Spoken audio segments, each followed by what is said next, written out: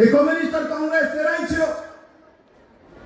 আদিত্য মল্ল বর্মন যে সমাজ থেকে আসেন, যে অন্তিম সমাজ থেকে আসেন, যে মাছড়া সমাজ থেকে আসেন, যে এসসি সমাজ থেকে আসেন, সেই সমাজের সবচাইতে শিক্ষিত ব্যক্তি এই দেশের মধ্যে আজ পর্যন্ত ডক্টর বাবা সাহেব আম্বেদকর।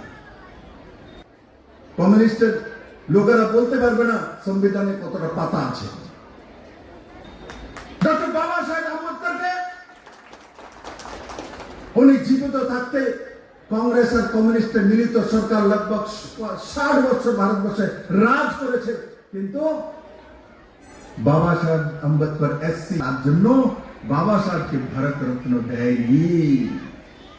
বাবা সাহেবকে ভারত রত্ন উপাধি দিয়েছে যখন বিপি সিং এর সরকার ভারতীয় জনতা পার্টির দ্বারা সমর্থিত ছিল, তখন বাবা সাহেব আম্বেদকরকে ভারত রত্ন উপাধি দেওয়া হয়েছে। এসসি সমাজের সর্বশ্রেষ্ঠ যে ব্যক্তি, তাকে ভারত রত্ন ভূষিত করা হয়েছে। বাকি তার আগে জীবিত থাকতে ইন্দিরা গান্ধী নিজেকে নিজে ভারত রত্ন ঘোষণা করে দেয়, রাজীব গান্ধী ভারত রত্ন, জওহরলাল নেহরু ভারত রত্ন, কিন্তু যে ভারতবর্ষের সংবিধান লিখেছেন তাকে ভারত রত্ন দেওয়া যাবে না। তার জন্য क्योंकि উনি এসসি সমাজ থেকে আসে, নিচু জাতি, মাছ ধরে, ওনাকে ছোঁয়া যাবে না। এই কংগ্রেস আর কমিউনিস্ট দল বাবা সাহেব আম্বেদকরকে লোকসভায় না ঢোকার জন্য, হারানোর জন্য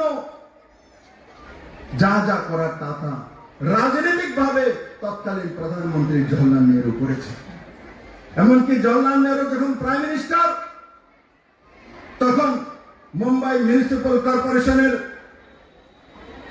যে চেয়ারম্যান মেয়র ছিলেন ওনার মতো, উনি জওহরলাল নেহরুকে লেটার লিখেছেন, পত্র লিখেছেন যে মুম্বাই সিটিতে এমন জায়গাতে একটা মেয়রের আমাদের যে ফান্ড আছে, সরকারি ফান্ড থেকে বাবা সাহেবের একটা মূর্তি নির্মাণ করতে চাই। জওহরলাল নেহরু তৎকালীন প্রধানমন্ত্রী লিখে পাঠিয়ে দিয়েছেন যে সরকারি টাকায় কোনো প্রাইভেট ব্যক্তি মূর্তি লাগানো যাবে না।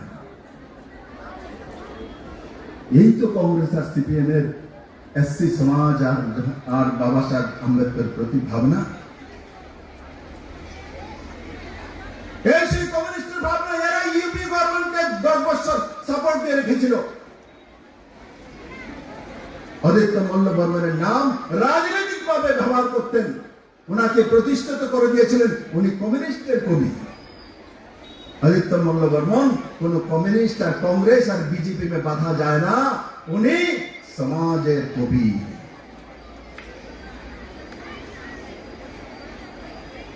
উনি ওই সমাজের মধ্যে কষ্ট করে এই কম বয়সের মধ্যে যে সমাজ এবং ব্যবস্থাকে প্রতিষ্ঠিত করার চেষ্টা করেছেন ওনার কলমের মাধ্যমে। কমিউনিস্টকে কে বুঝাবে? কলম তার কমিউনিস্ট বোঝে না। কমিউনিস্ট তো সমস্ত শক্তির উৎস বন্ধকের নারীর মধ্যে, সেটা মাওসুদ্দিন বলে, এটাই তারা মানে। গান্ধী কোথায় মানে? সর্দার বল্লভভাই প্যাটেল কমিউনিস্ট কই মানে? নেতাজি সুভাষচন্দ্র বোসকে কমিউনিস্ট কোথায় মানে?